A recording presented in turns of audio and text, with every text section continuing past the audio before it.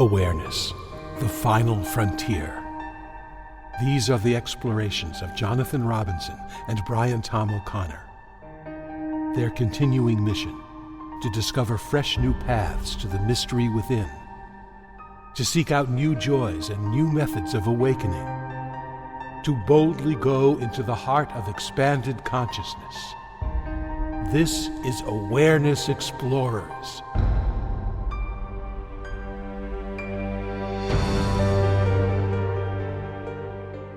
Good evening, good afternoon, fellow explorers of the inner realms. I'm Jonathan Robinson. I'm with my trusty co-host, Brian Tom O'Connor.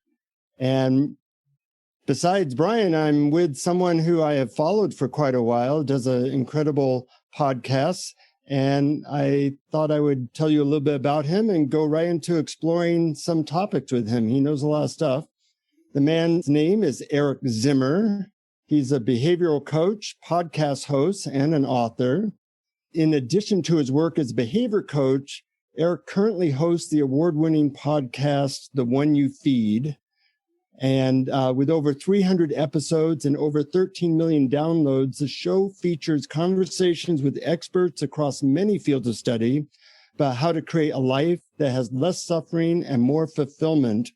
And it's one of the very few podcasts I actually listen to because besides the fact that Eric has the greatest voice in the world, he also asks wonderful questions. And I thought he'd be a guy I would love to ask a lot of questions to because you have really interesting guests. You ask the right questions, and now we get to ask you the right questions. So welcome to Awareness Explorers, Eric. Thanks, guys, for having me on. I'm really happy to be here. Brian, why don't you start? I know you were on The One You Feed at one time, and you know a little bit more about Eric's background than I do. Well, I don't know that much about it, but what intrigues me, Eric, is that when I read about your background, it seems far more extreme than a lot of people we talk to. I mean, you're talking about heroin addiction and imprisonment, and you found your way out of that. And I'm just intensely curious about how you did that. Well, it's one of those things that, like, you know, you could summarize in like a 3-word answer, or we could spend 5 hours talking about, right? You know, the 3-word answer is I stopped doing drugs. And the long answer is, you know, I dedicated myself to changing really every aspect of my life. But the way I was guided through it, like I think a lot of people are. I had a lot of help in recovery. You know, I finally hit a point where, as I was facing lots of jail time, I was homeless. I weighed 50 pounds less than I weigh today. I had hepatitis C. I was dying. And I would say I was fortunate in that I found my way into recovery. And from there, I got just enough dose of hope to keep going. And, you know, there's a lot of support out there for people who want to get over alcoholism, drug addiction, different things. And I was in a position that I took advantage of a lot of that support. You know, you bring up a really important topic, which I really want to dedicate most of the show to, which is spiritual support systems. I know you have a program called Spiritual Habits that you have a support group for people. You do one-on-one coaching. And that's similar to what I've done as well. You may not know this, but most people who know me as a motivational speaker. I speak in corporations about how to do what you know will make your life better. And I've developed a lot of techniques for doing that. I'm interested in asking you about that because I think it's a really under talked about subject. You know, all the information is out there. Right? Everybody knows what to do, but few people do what they know, as Tony Robbins says. So I want to dive a little bit into that topic. And it sounds like your first support system was things like AA, but I'm wondering what you can talk about those early days of support and what you've learned about getting support and help to live the life we want. Well, I think first is that getting support is so important. You know, I often think about, you know, I've known a lot of people who have gotten over a lot of addictions over the years. And I know a bunch of people who've said, you know, it was harder for me to quit smoking cigarettes than it was for me to stop doing heroin or cocaine and on the surface you go, well, that seems kind of odd. You know, although we know nicotine's a pretty addictive substance. But what I think is interesting about that is even if I look at those people themselves, when they stopped doing heroin or cocaine or alcohol, they got a lot of help. And when they tried to stop smoking, they just decided they would do it by themselves. Right. And so there's this big gap there. Right. And I think that the more science is done about how people change, the more we know that environment is incredibly important. And the people in our environment are, people are part of our environment. And so it's that support. And so, I do think that one of the biggest things is finding support. And so, I was able to find my way into AA, which was a program that saved my life and helped me completely transform my life.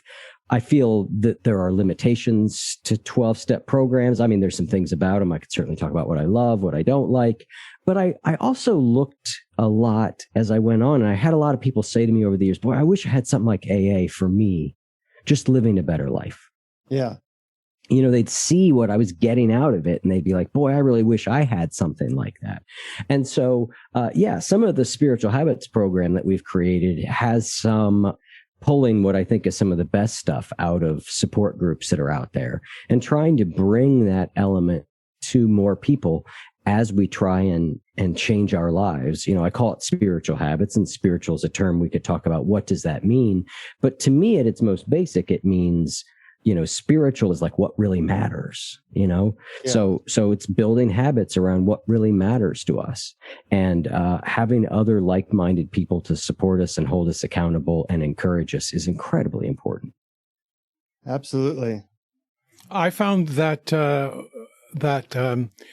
when I was struggling to get out of depression, that there were a lot of things that were very, very helpful for me, but the psychological help, like therapy and stuff, wasn't going all the way. And when I discovered spirituality, I found that became the other wing of the plane, the self-help wing and the spiritual wing. And that really made a big difference. And I actually stopped trying to fix all the things that were wrong with me. And I'm wondering whether you had any similar experience, whether there was a turning point where, because you talk about combining spiritual principles and behavioral science. And so I was wondering if there was a transition point from, say, AA and support groups into spiritual principles for you. Well, that's a tricky question because AA itself is considered a spiritual program. I mean, it says, the second step of AA starts talking about this idea of a higher power, and all through the AA Big Book, it's saying, hey, we need a spiritual solution to our problems. Now that can be defined a lot of different ways. In its more narrow definition, it's defined as, basically this higher power, God, comes in and gets you sober, right? Which I think is a very narrow definition. I think where you were headed with part of that question is perhaps a slightly more interesting place to go, which is what's the role in let's say in recovery from addiction. You have to change things in order to recover from addiction. And yet at the same time, you have to learn to leave a lot of things alone in order to recover from addiction, right? It's why the Serenity Prayer sits at the heart of AA and 12-step programs, because you've got to figure out okay, what can I change? What do I need to change? But I also have to really learn to accept a lot of things and stop trying to change everything, because I think the fundamental motion of addiction, whether it's addiction to a substance, whether it's addiction to shopping or sex or gambling or your phone or whatever you want to call it, the fundamental motion is, I don't like how I feel, so I'm going to do something to change it. Mm-hmm. And for me, I feel like a big shift for me into like a stable recovery was, okay, I don't like how I feel. And all right, I can live with that. I don't have to do anything about it. If I can do something about it, wisely, I should. But learning to live with a certain amount of uncomfortable emotion, I think is fundamental to recovery from addiction. And I also think it's a big part of spiritual life. I think a big part of my spiritual life has been learning to let go of and take my hands off certain things. I know you guys are very focused on non-dual awareness, and I know my experiences of deep non-dual unitive experiences have occurred when I somehow, and I don't know how to do it all the time, I somehow completely took my hands off trying to control and manipulate experience. And I just went, whatever is here is here. Let me just be with it. That's for me, when I'm able to embrace that 100%, it's like, boom, the world opens up. And so I think a smaller version of that is fundamental to recovery from addiction. Yeah, great answer. That's a great answer. That's really, I think, so helpful to all of our listeners.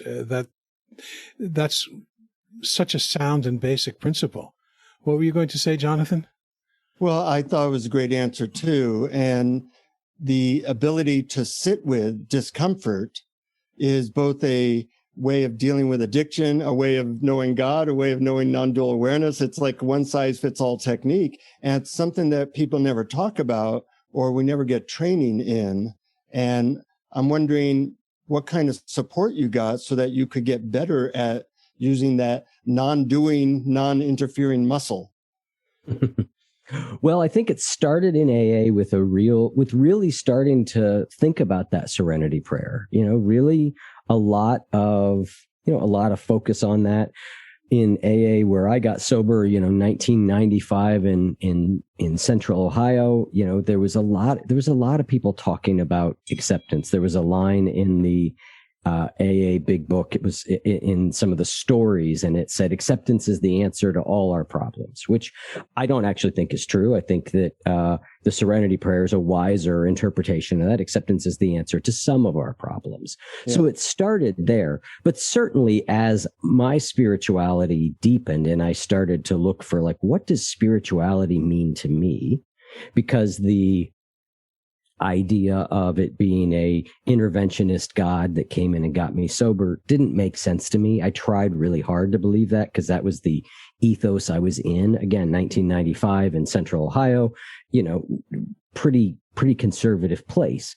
But as I began to look at what it really matters, what it really means to me, I was drawn very strongly to Buddhism, which then led me very strongly to meditation. And you don't go very far into any sort of meditative training without realizing, like, that's the game. The game is to sit there and go, well, what's happening and how do I work with it skillfully without running around trying to change it? So I would say started with, AA and the Serenity Prayer, and then just deepened over time into meditation. And as I learned more about meditation, beginning to embrace that more and more, that hands off, letting things be the way they are.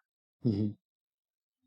You do this spiritual habits program, and, nowadays everybody knows a lot of stuff. Every book is available, every expert's on YouTube. The difference is some people do what they know and some people don't. And, I've developed certain techniques with first in a corporate audience and then in a New Age church audience to get people to write down things like, I'm going to meditate 3 times this week for at least half an hour each time. And then I would say, if you don't do that, every time you don't do that, I want you to rip up $1. And people hate ripping up $1. Now, I have if for people who can see. Oh, my goodness. Arklets bottle of ripped up money. I've worked with over 10,000 people with this technique, and I now know how much it costs to achieve certain goals. If you want to quit smoking, on average, it costs $6. If you want to quit cocaine, on average, it costs $11. If you want to meditate when you haven't meditated, on average, it costs $2. So we're not talking about large amounts of ripped up money. And one of the times I was on Oprah, I talked about this show, and I got a lot of, people saying, why not give it to charity? Well, giving money to charity is a fun thing. Whereas when you don't do what you say you want to do, you want pain, because pain is our motivator often. It's what gets most of us into spirituality. So I'm wondering, that's an invention of mine that's worked really well with thousands of people. But I'm wondering what tips you have for people who want to do things like meditate, they want to not do drugs, that actually gets them a technique that will work for them in their daily life. What tips do you have for such people? Well, I think there's a variety of things. That's a really interesting tip. What's funny to me is after about the second time I tore up the dollar, I'd be like, I'm done with this experiment. Like, I give up. Well, that's where accountability comes in. That's right. You have to show, did you do it or not? If you didn't do it, rip it up. Yeah. No, absolutely. I mean, I think the first part of what you said there is certainly one that I focus on a lot with people, which is specificity is so important. Yeah. Right. If we don't know what we're doing, when we're doing it, and how we're doing it, we're way less likely to do it. So, I'm going to meditate, going from, something like I'd like to meditate to I'm going to meditate, like you said, every morning at 7:30 a.m. for 15 minutes using Headspace. Okay, that's specific enough that we've eliminated ambiguity. And I think ambiguity is a big driver of us procrastinating, of us not doing things. So specificity is really important. And then I think the second element of it, when I talk to people about behavior change, if I had to boil it down into sort of two basic camps, camp one, I would call tactics. Tactics are things like being specific, structuring your environment, getting support, tearing up dollars. There's all these very specific tactical things that we can do. And these are really valuable and really important. And we need to get them. The second component, I think, is emotional regulation. And I define emotional regulation just as working with our thoughts and emotions skillfully enough that we can act according to our values. And so in this case, my value is to meditate every morning. So now I've decided when I'm going to meditate, what I'm going to do, right? And if I'm not doing it, then I need to kind of zoom into that moment and go, what's going on inside of me? What are my thoughts? What are my emotions? What am I thinking and feeling? I mean, it's best to just do it, right? That's ideal. You just do it. But if you find that you keep not doing it, it's probably because there's something going on inside of you that you don't know that makes you uncomfortable enough that you just turn away from it. Mm-hmm. And so what is that?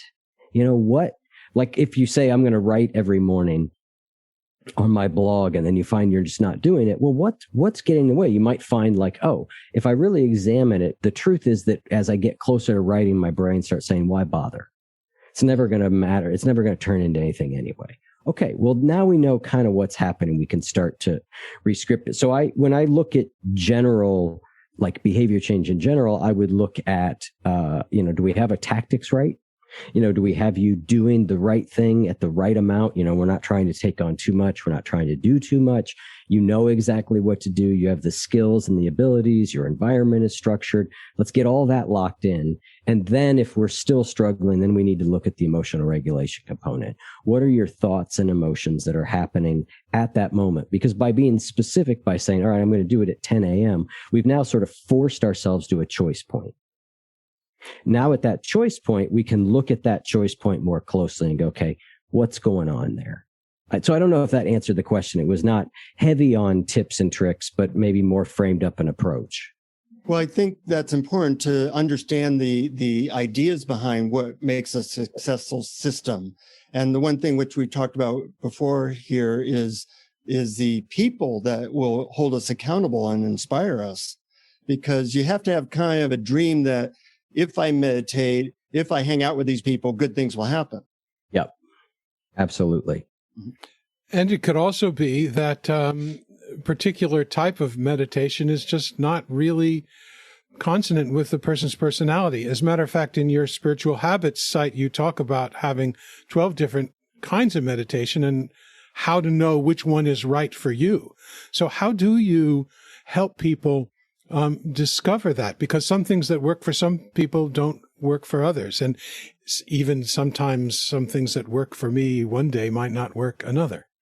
That's such a, yeah, isn't that something, right? Like, not only is it that what works for me may not work for you, what worked for me last week may no longer work for me. It's just, that can be maddening. Right. So how do you know what's the right kind? Some of that second part, is a very complex thing that I shortened down into a lead magnet phrase, and how to know the right kind for you, right?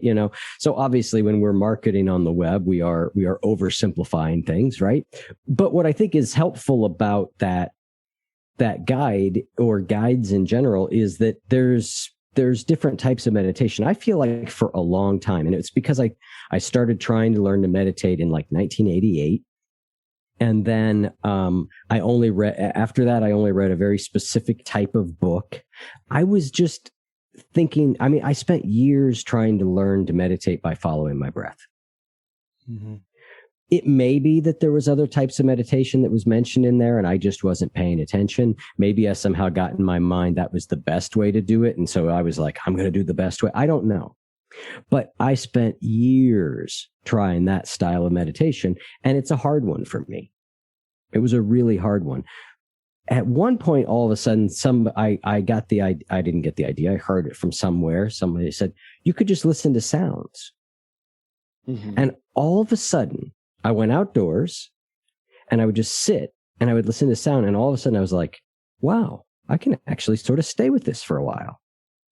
It was like, boom, it just changed everything. And by doing that, I developed enough concentrative power that I could then do things like breath meditation better. So I do think there's a certain amount of experimentation to see what things might naturally click more than others. I think the challenge, of course, is that if we're not careful, we just hop from thing to thing to thing to thing to thing, right? Well, that didn't, because we expect that, we tend to oversell meditation in today's world. Like, just meditate and you'll become rich, thin, and famous by next week, right? Which is that's not true, Derek. Well, you sell that here on the podcast. You look rich, thin, and famous to me. So I think it's working in your case, but okay. But Brian and I's case, I'm not sure. Well, that's a wonderful point of view, because we have a tendency, of course, you have to, on one extreme, you hop from one thing to another, and maybe you're not really giving it a full try. But on the other extreme, you give all your power to some wise person out there who tells you what to do. And you really are the expert about what works for you. And you have to really, you have to take that power to decide on yourself, I think. Yeah. I think I'm a big proponent of the middle way, mm-hmm. As an idea and as a concept. And I think that a lot of this stuff that we're talking about, a middle way makes sense, right? So what you're saying, like, we don't want to give all our authority to the wise guru and just do whatever they say. We know the abuses of power and all the bad things that can happen to that. On an extreme end, on a less mild end, we just abdicate all our own authority and we become spiritual infants, right? So if we're on that extreme, we have a problem. On the other extreme, if we just think we know the answer to everything, well, then we never really grow and we learn. So for me, it's always been, how do I find that middle ground? When I got to AA, it was important that I found a sponsor who could sort of guide me through and provide me some guidance. I did not know what I was doing. And yet, I didn't want to abdicate all my authority to a sponsor, and so for me, that's one of those middle way things that you want to find a middle way that says, hey, yeah, I trust my own judgment, my own wisdom. I pay attention to what's going on inside me. And yet I also realize, like, hey, I'm asking somebody for help for a reason so that they can guide me and show me things that I can't see. And so it's kind of hard sometimes to know quite where to land with that. But as usual, I think the middle is usually the best. You described that very well. And it's surprisingly hard for a lot of people because there's like something pulling towards giving your authority away. And there's something toward pulling you towards, I'm not going to listen to nobody. Easy answers are feel better, or simple answers feel better. It's just easier to be like, I'm going to give my authority to this person, or I don't listen to anybody. These middle things, they take discernment. Discernment's not easy. Mm-hmm. Now, I was in a spiritual group for 26 years in which we gave each other a lot of feedback. And that was really helpful. A lot of feedback and a lot of accountability. I had the contract method where if you don't do it, you say you rip up $1. But, just living with people and knowing people that were asking, how's that going? I don't think that looks like it's going on the wrong way. Do you have people or things like that in your groups that help people to stay on the straight and narrow?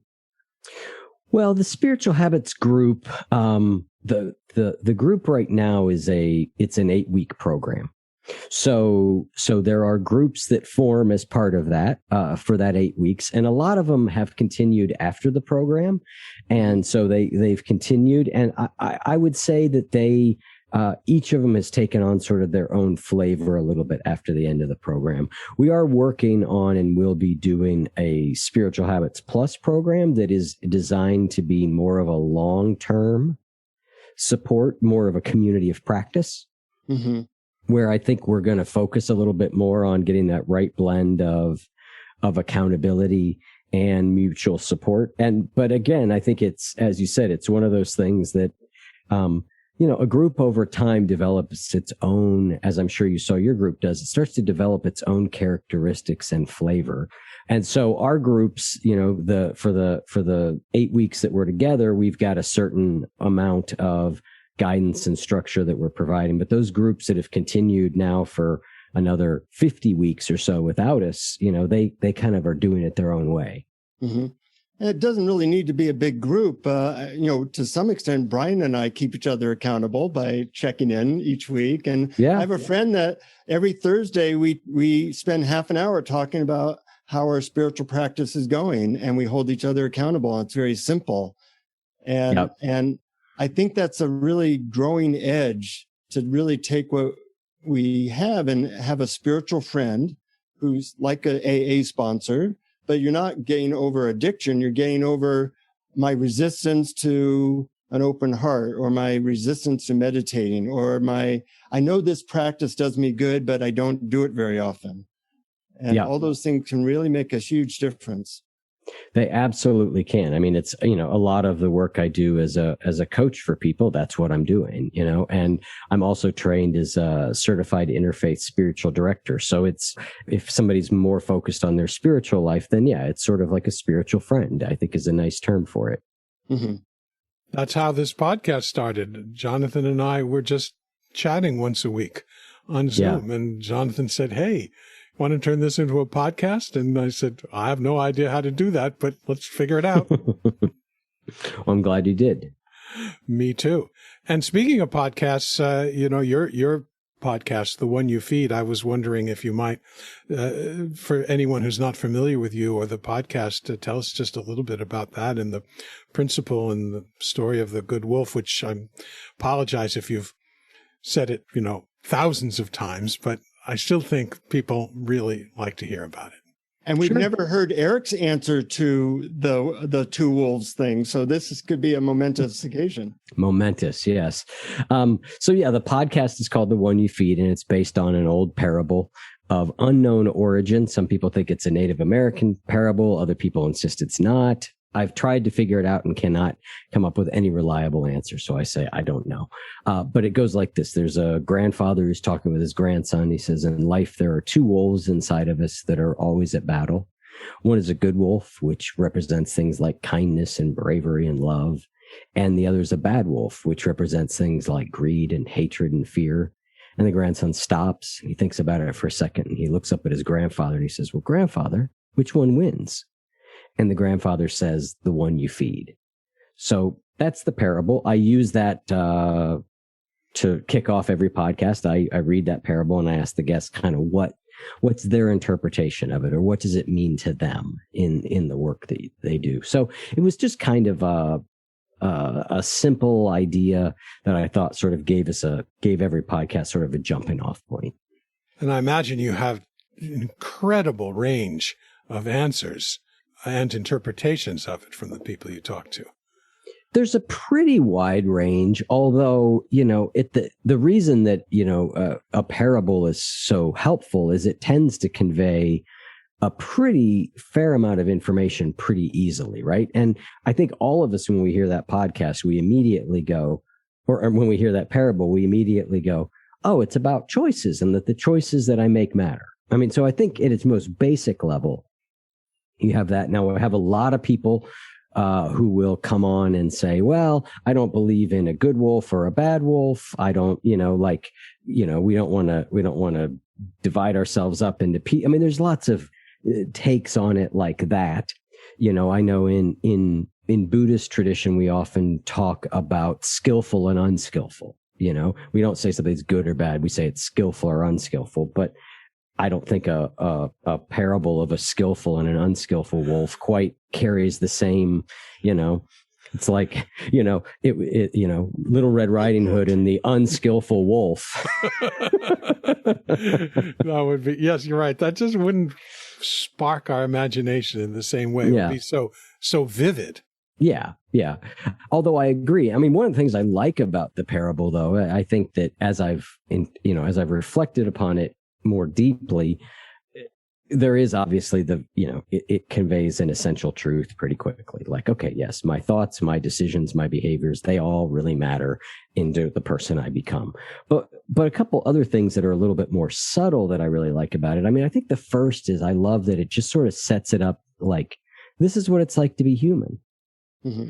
You have love and you have hate and you have fear and you have confidence and you have bravery. I mean, we have all these things inside of us. That's just what it means to be human. And I find that a very helpful and normalizing thing to just go, yeah, that's what it's like. There's nothing wrong with me because I have those things that come up. That's what being human is. And I love the way the parable sort of makes it sound like, well, this is a kind of a close battle. Like it's actually, this is not a foregone conclusion here, which again is helpful to me to sort of go, yeah, like, of course, no wonder. Yeah, I keep having these emotions. Oh boy, look at that. There's nothing wrong with me. I'm human. Mm-hmm. And then the other thing I like is it doesn't really say you got to lock the bad wolf up or starve it or beat it or put it in a cage or anything, So it's not this like sort of push away the bad parts of you. It just sort of encourages us, like, let's give a little bit more attention to the positive parts of ourselves. So those are some of the more slightly subtle things that I think about now after having read it and listened to it so many different times. Mm-hmm. I like how you said that it's not pushing away the bad parts, which is kind of what we do a lot in society and to ourselves. It's really just gently feeding something that's a little higher and giving it a little gentle assist. Yeah. Yeah. I mean, obviously it is a short, simple parable. And so, it does not encompass all the nuances of what it takes to become a better person, to change our psychological and spiritual selves into better people. But I think it points at a direction that makes sense. Mm-hmm. And in a sense, it's kind of like a Rorschach test, how everyone can sort of, it will bring out a person's basic, I think, basic beliefs or basic way of looking at the world. Mm-hmm. Yeah, it can. Now, you've been in the unusual position, kind of like me, where you've interviewed hundreds of people and you're always looking for their wisdom.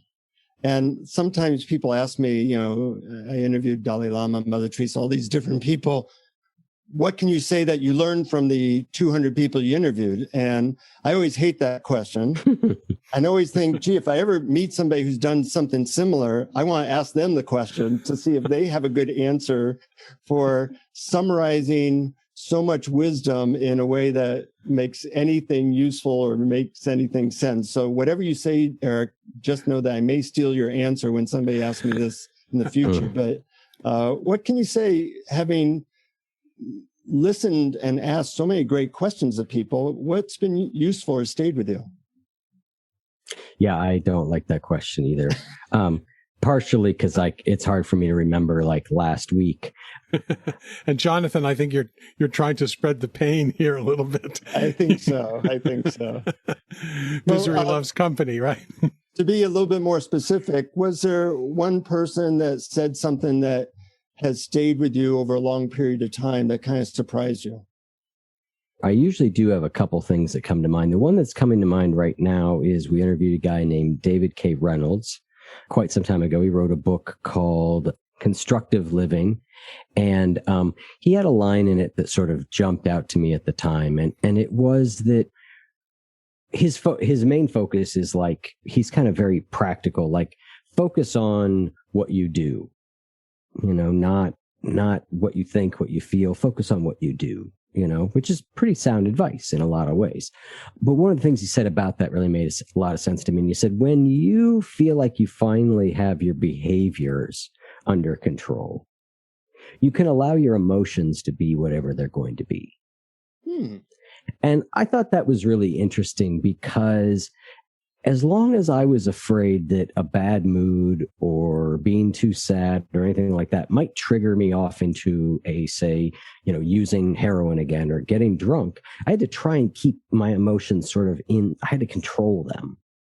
Mm-hmm. But once I went, hey, I'm not going to go do that, then I was able to allow my emotions to be what they were. So to use an example that maybe more people could relate to, if I know that just because I get angry, I'm not going to yell at my spouse, then I can allow myself to explore and feel the anger that's there. But if I'm worried that if I get angry, I'm going to act in a way I don't feel good about, then I've got to work really hard to shove my anger down or control it. And so that sort of stuck with me a lot as something that, one of the things that comes to mind.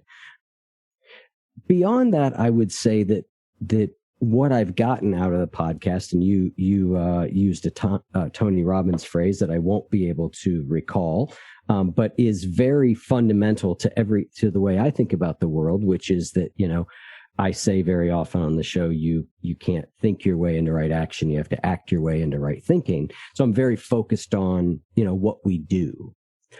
And what I think I've gotten out of interviewing all these people over all this time is less like this piece of knowledge or that piece of knowledge, more so that I feel like I swim in this place of deeper contemplation, of wisdom, of knowledge, and it's translated into a really good support for my life as a whole. I almost, the analogy I use is it feels like by doing it, I swim in really nutrient-rich water.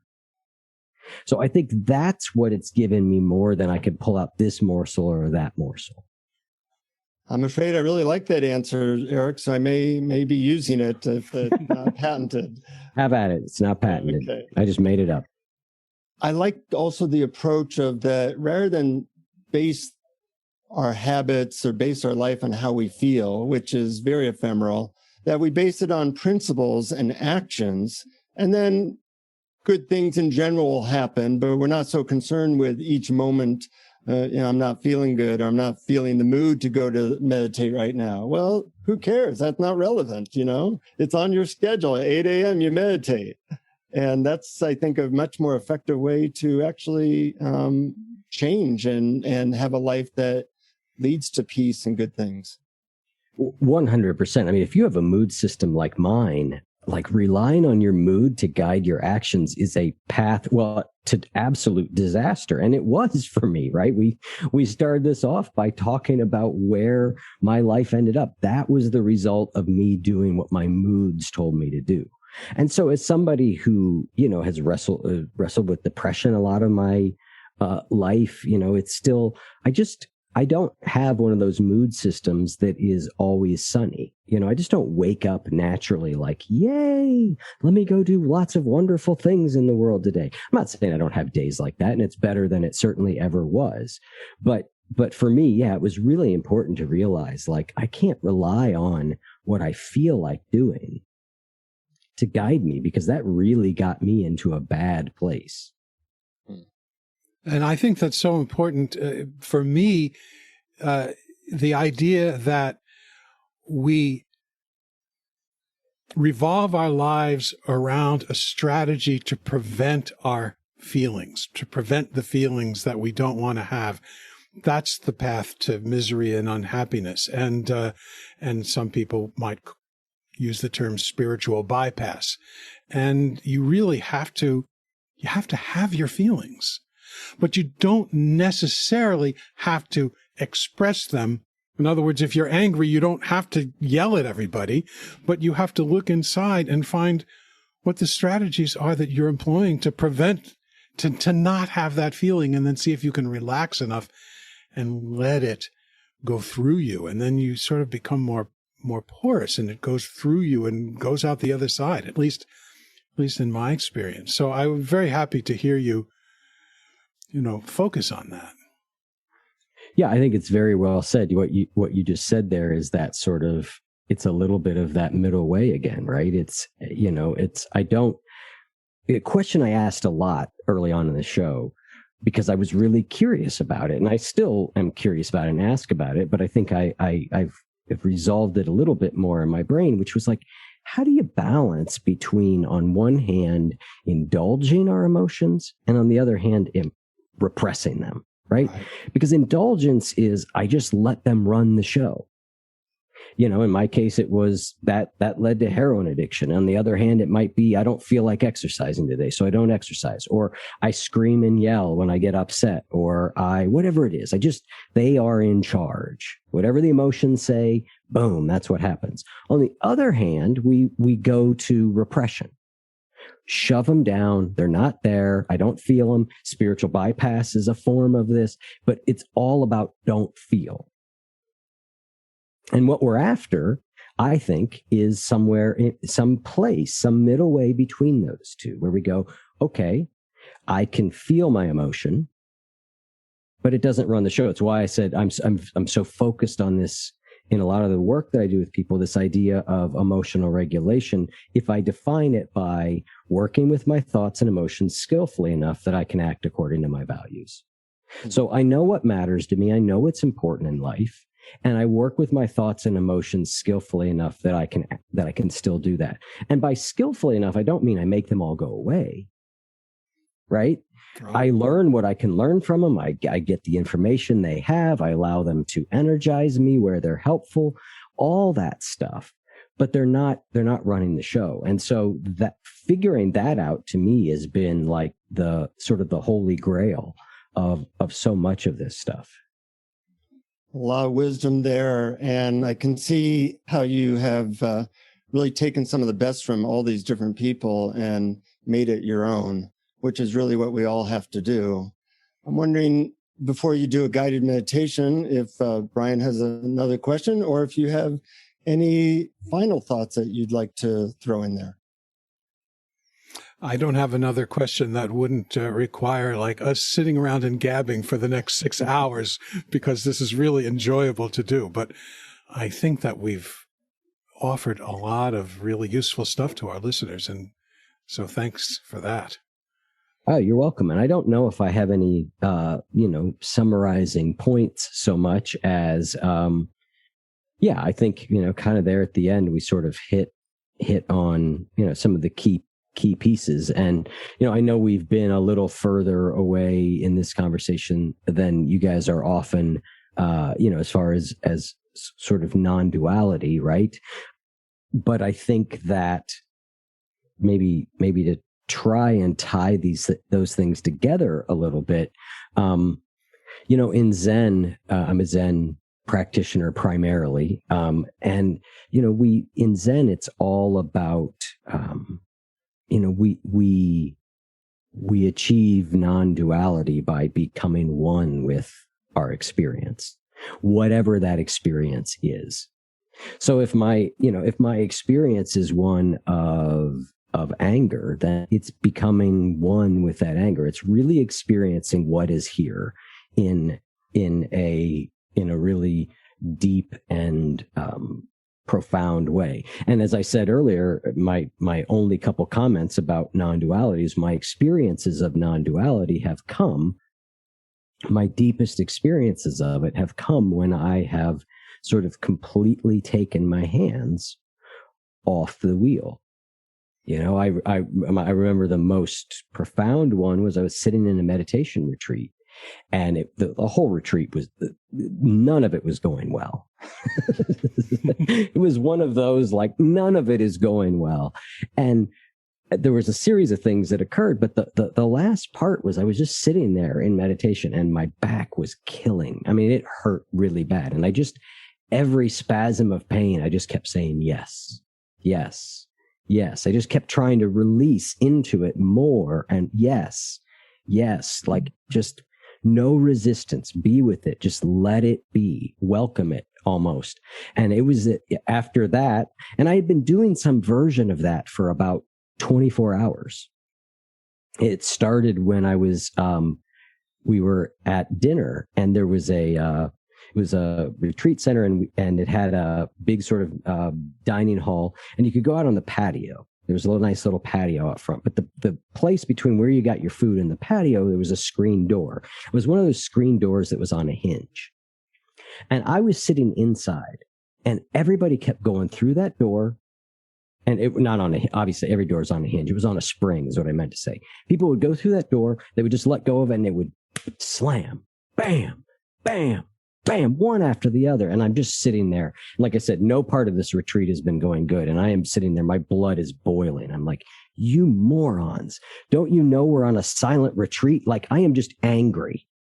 Like, I am as about as far from spiritual as you can be. And I finally just went like, every time that door slammed, I just said, yes, yes, yes. So I tried that for the next like 24 hours until it sort of culminated in this meditation period where my back was hurting. And so I've just been doing this as energetically as possible, saying yes to whatever. And when I just felt this feeling of power and joy come up. And when I walked outside, it was just one of those moments where it was like, like all of a sudden it was the complete mystical non-dual experience of oneness with everything. Just in Zen, we say this, just this, that was it. But it came from that complete sort of allowing things to be the way they are. I love and now that. I don't remember how I got on that story, but there we go. Well, you were relating your experience to our sort of emphasis on awareness and non-duality. And I had practically the same experience in a satsang with Pamela Wilson, where in Sufi books, all the latecomers came in through a door that led to the street. And there was 20 minutes of silence at the beginning. And I would sit there, and the latecomers would come in, and they would have their down coats, and they would take it off, and I would steam and say, this is supposed to be silence. And then when all of a sudden I start to laugh, realizing, oh, wait a minute. That's not the silence she's talking about. That's right. She's talking about the silence that all that noise is appearing in. Yes. Yes. Yep. Yeah, those are great stories. Resistance is futile. And I love the little yes technique, we'll call it. Yeah. Me too. It's a good one. Yeah. Well, I hear you have a guided meditation that you can guide our listeners to. I'm looking forward to hearing that. Yes. I'm going to set it up first by sort of describing what we're going to do, but you can, if you want, close your eyes or relax into whatever meditative position you like to. And we're going to end in a complete open awareness meditation, but we're going to work our way there by noticing a few different things. I call this meditation sit, listen, and breathe. And so sit just simply stands for noticing anything in your body. Listen is just listening for anything in your environment, and breathing is pretty self-obvious. It's following your breath. So we're going to start with doing each of those for a few moments at a time, a few minutes at a time. Then we're going to start moving through them a little bit more quickly. And then we're going to sort of merge those categories together. So I'll lead us through it as we go, but I just want to give people a little bit of an overview of what we're going to do. So let's start with the sit portion. And all we're going to do here is let's start by noticing where our body is making contact with the chair, the floor, whatever's supporting us.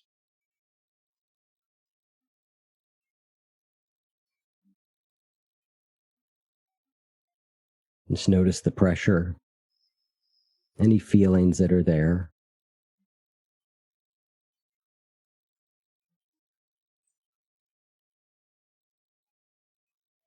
Notice where your feet are.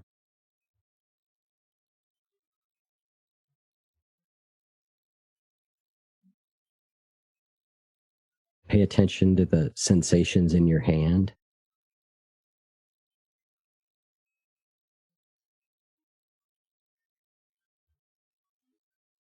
If you're someone who notices a lot of bodily sensations, wonderful, tune into those. If you're someone who doesn't notice a lot, that's okay too. Whatever's there is there. Just let it be. Whatever you can detect is fine. Don't strain to feel something that you're not feeling.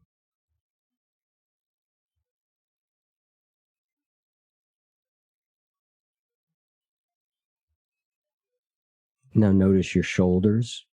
See if you can let them just fall away from your ears a little bit and notice any sensations that are there.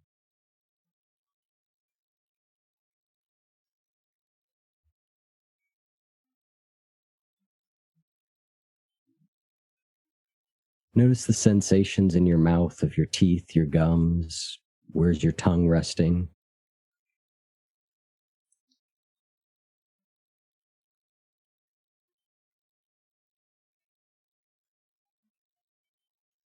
And now just notice physical sensation as a whole. Whether it be any individual sensation, a cloud of sensations.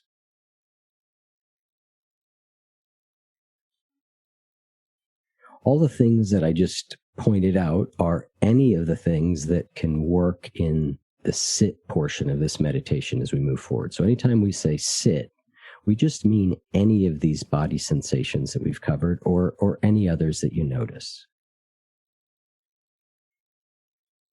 Now let's move on to the listen.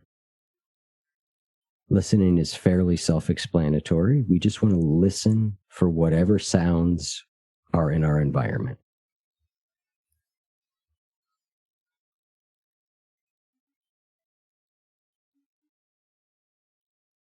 At any point, if you get distracted, if you notice that you're thinking, if your mind is wandered away, that is 100% normal and fine. Just bring it back to listening for sounds, no judgment, no worry. But let's just spend the next moment or two just listening to the sounds in our environment.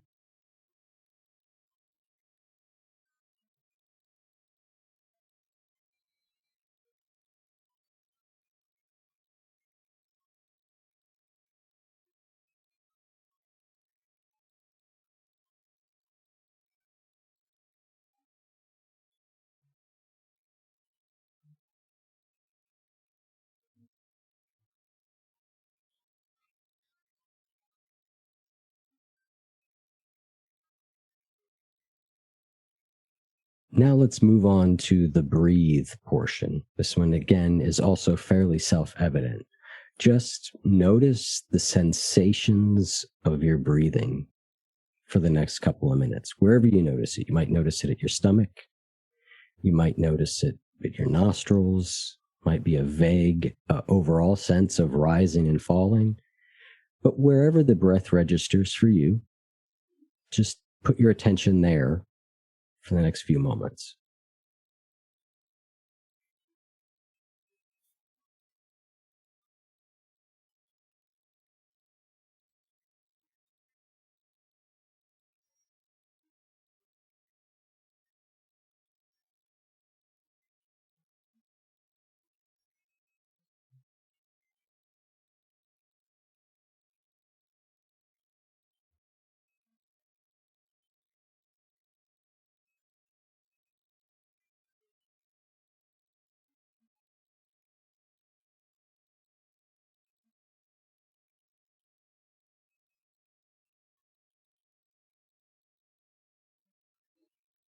Okay, now that we have explored the different elements, the physical sensations, what I'm calling sit, the listening, and the breathing, we're going to start to move through them in a cycle. And so basically what we're going to do is we're going to sit for a second, just notice a physical sensation.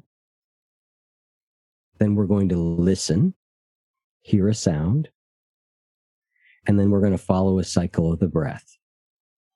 And when we come out of the cycle of breath, we will just come back to sit and notice a physical sensation, then a listening sensation, then a cycle of the breath. And we're just going to move through kind of, you think of it almost as having a rhythm. It's sort of a sit sensation, listen sensation, cycle of the breath. And so I'll let you move through that at your own pace for the next few minutes, but just kind of one after the other.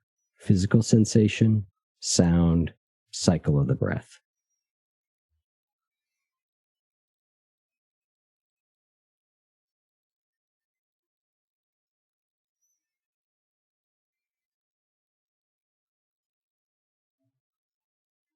And if you get lost, just pick up wherever you left off or just start again with sit and move through.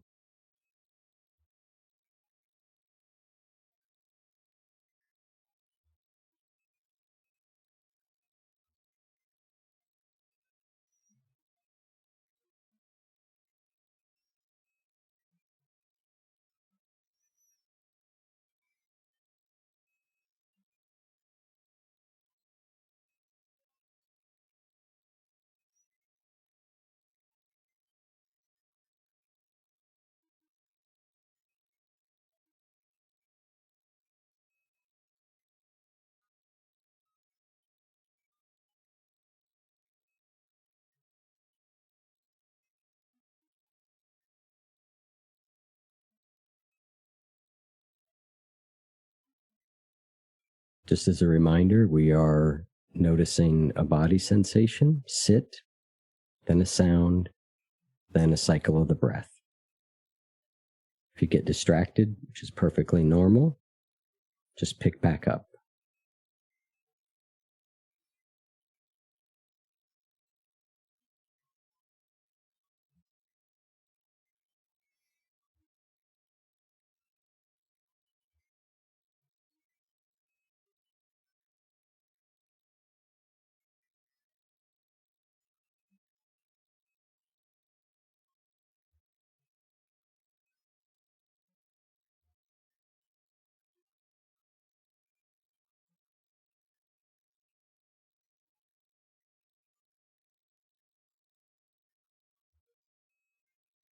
All right, now what we're going to explore is letting these categories bleed over into each other just a little bit. So as you're doing sit, at the tail end of it, just also see if you can hear a sound while you're noticing a body sensation. And at the end of listening, see if you can pick up the beginning of your breath. And at the bottom of your breathing cycle, see if you can simultaneously notice a body sensation. So we're sort of letting these three categories bleed into each other.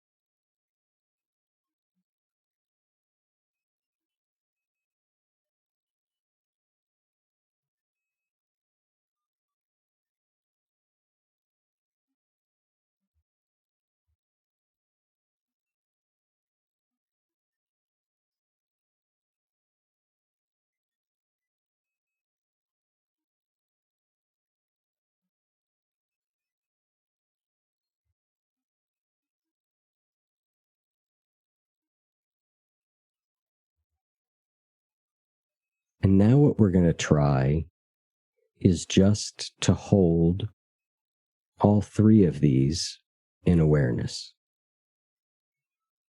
Can you notice your body sensation, the sounds in your environment, and your breath in one field of awareness?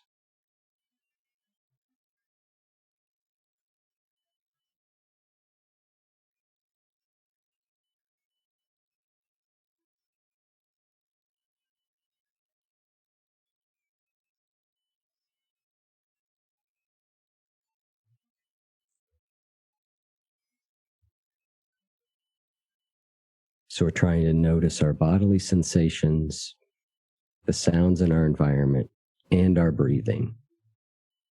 In Zen, we have a type of meditation called Shinkantasa. And if you can get a Zen teacher to say any more to you than just sit there, what they might say is, well, sit there, listen, and breathe. And so that's what we're doing here. We are sitting, noticing our physical sensations, noticing our breath, and hearing the sounds. And see if you can try, just for the next minute, not to miss any of those. A single sound, a body sensation, or a breath. Just for 1 minute.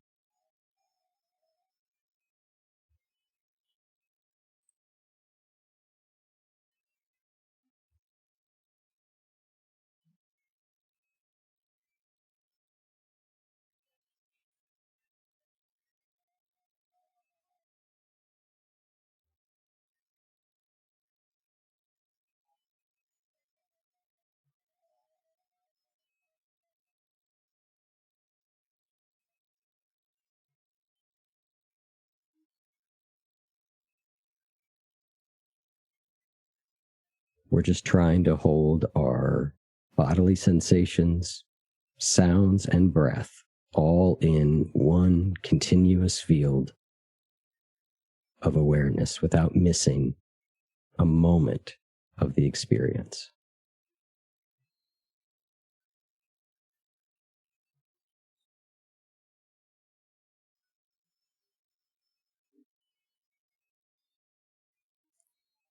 Okay. Now, just for the final minute, we're going to just relax and let your brain completely off the hook. Allow it to do whatever it wants for the next minute.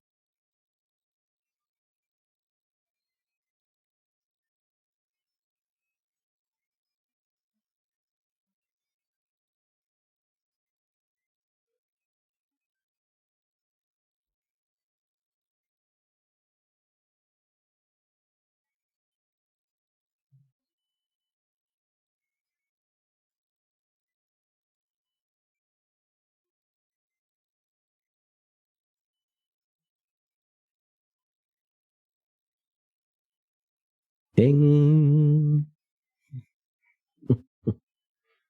There's my cut rate meditation bell. But we are done. I absolutely love that meditation. And I'm so grateful to you for picking a meditation that could not be more perfect for Awareness Explorers. I thought, yeah, it was, it's that, it's just something I've been playing with as I've explored Zen Shinkantasa. And again, when I ask a teacher, they're like, well, just sit there. I'm like, yeah, but come on, you got to give me something. Give me something, right? They're like, well, one of them just said, well, just sit there and listen and breathe. And that final part where you try and do them all without missing a single sensation, that's the sort of Shinkantasa that you hear Zen masters say, if you're doing Shinkantasa right, you should be sweating. I've always been like, I don't even understand. But that gives me a little of that feeling because it's this really heightened, anyway, so hopefully it was enjoyable.